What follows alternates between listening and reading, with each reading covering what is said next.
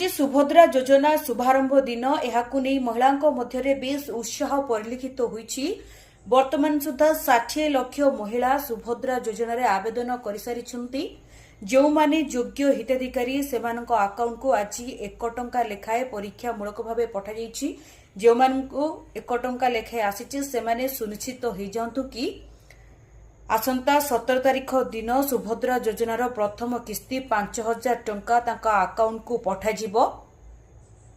प्रधानमंत्री नरेंद्र मोदी ओडिशा गस्तरे आसी सेप्टेम्बर 17 तारीख रे भुवनेश्वर रे आयोजित एक विशाल कार्यक्रम रे शामिल होई सुभद्रा योजनार शुभारंभ करिवे। सेठारे किछि महिला को मध्य निजे सुभद्रा योजनार प्रथम किस्ती प्रदान करिवे। तबे जो माने 15 तारीख सुधा सुभद्रा योजना रे आवेदन करिसेंती